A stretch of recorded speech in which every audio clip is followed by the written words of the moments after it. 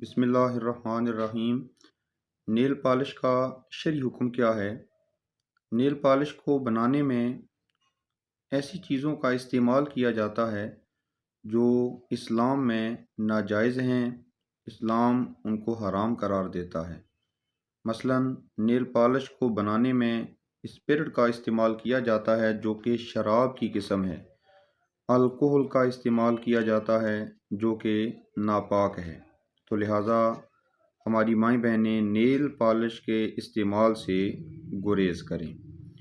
اس کا دوسرا نقصان، جب بھی ہماری مائیں بہنیں وضو کرتی ہیں تو چونکہ نیل پالش استعمال کی وجہ سے ناخنوں کے اوپر ایک تہہ بن جاتی ہے جس کی وجہ سے پانی ناخنوں تک نہیں پہنچتا، اور وضو کے فرائض میں یہ ہے کہ ہاتھوں کو کونیوں سمیت دھویا جائے، تو اس میں ناخن بھی آتے ہیں، تو پانی ناخنوں تک نہیں پہنچتا جس کی وجہ سے وضو کے فرائض میں سے یہ فرض ادا نہیں ہوگا، تو لہٰذا وضو ہی نہ ہوا، اور جب وضو نہیں ہوگا تو نماز بھی نہیں ہوگی۔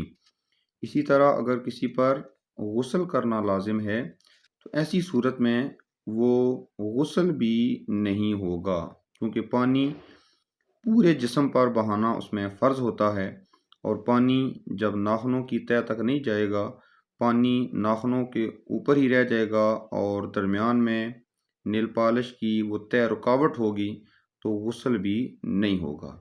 لہٰذا ہمیں نیل پالش سے خود بھی بچنا ہے اور دوسروں کو بھی بچانا ہے۔ اور ایک مسئلہ چھوٹے بچوں کے حوالے سے کہ بعض دفعہ بڑے چھوٹے بچوں کے ہاتھوں کے اوپر نیل پالش کا استعمال کر دیتے ہیں کہ یہ چھوٹے بچے ہیں، تو ایسا عمل بھی اسلام میں ناجائز ہے۔ ایسی صورت میں وہ جو بڑے لگانے والے ہیں وہ گناہ گار ہوں گے۔ اللہ تعالی ہمیں بچنے کی توفیق عطا فرمائے۔